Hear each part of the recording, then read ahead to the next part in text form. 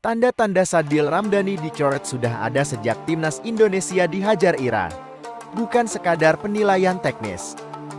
Keputusan cukup mengejutkan diambil Shin Tae-yong yang memutuskan mencoret Sadil Ramdhani dari timnas Indonesia untuk Piala Asia tahun 2023. Keputusan ini diambil setelah timnas Indonesia menjalani pertandingan uji coba terakhir melawan Iran pada Selasa 9 Januari 2024.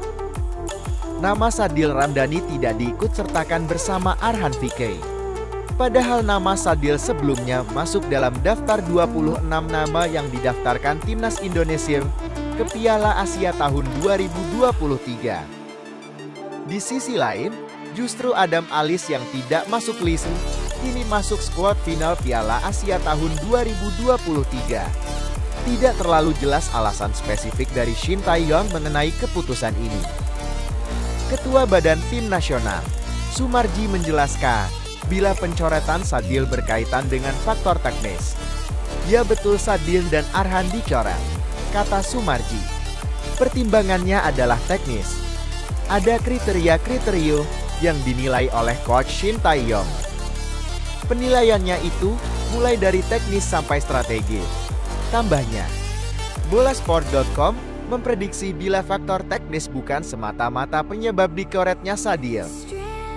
Winger 25 tahun tersebut adalah pemain inti buat timnas Indonesia sejak tahun 2022. Bahkan Sadil adalah salah satu pencetak gol timnas Indonesia dalam 5 laga terakhir, yakni kala Garuda menahan imbang Filipina 1-1 November tahun 2023 lalu. Saat TC di Turki pun, Sadil tampil dalam 2 laga uji coba melawan Libya masing-masing tampil 45 menit dan 10 menit. Hanya saja, memang saat laga timnas Indonesia vs Iran di Qatar pada 10 Januari tahun 2024, Sadil sama sekali tidak dimainkan oleh Shin Tae-yong. Dalam laga itu, timnas Indonesia dibantai Iran dengan skor 0-5. Dalam laga itu, timnas Indonesia dibantai Iran dengan skor 0-5. Ada dugaan bila Sadil Ramdhani mengalami cedera, seperti laporan dari media Malaysia Makan Bola. Bintang lincah Sabah FC ini menikmati musim terbaiknya bersama Delhinos musim ini setelah bermain hampir di setiap pertandingan Liga Super Malaysia. Tulis Makan Bola. Ia pun berperan besar bersama timnas Indonesia di bawah asuhan Shin Tae-yong sejak tahun lalu. Berdasarkan perkembangan situs timnas Indonesia, nama pemain berusia 25 tahun tersebut tidak masuk dalam daftar 26 pemain yang akan bermain di Qatar. Sadil diketahui mengalami cedera saat menghadapi Iran. Sehari setelah tampil bagus melawan Libya dalam 2 pertandingan persahabatan sebelumnya. Meski begitu belum bisa dikonfirmasi secara jelas mengenai kabar Sadil Ramdhani mengalami cedera tersebut. Bek Irak was-was timnas Indonesia bangkit di Piala Asia tahun 2023. Alih-alih menganggap remeh, bek Irak Mircea Doske bakal mengantisipasi kebangkitan timnas Indonesia di Piala Asia tahun 2023.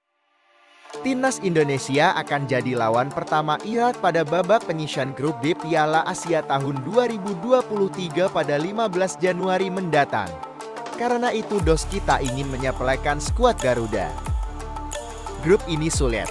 Kami sudah pernah bertanding melawan Indonesia dan Vietnam di kualifikasi Piala Dunia dan kami sudah mengenal mereka dengan baik.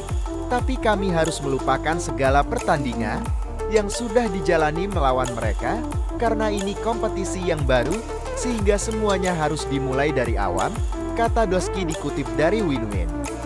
Pada laga kualifikasi Piala Dunia tahun 2026, Irak mengalahkan Indonesia 5-1 dan membungkam Vietnam 1-0. Dalam laga menghadapi Indonesia, Doski bermain sebagai starter menempati posisi bek kiri dan tidak diganti hingga laga bubar. Bek kelahiran Hannover, Jerman itu juga memberi pendapat tentang Jepang yang turut jadi lawan Irak di babak penyisihan.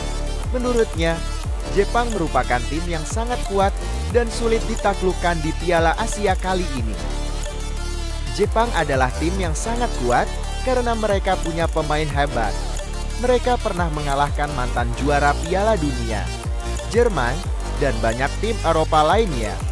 Tapi kami tidak takut dengan mereka karena mereka juga manusia seperti kami, ujarnya.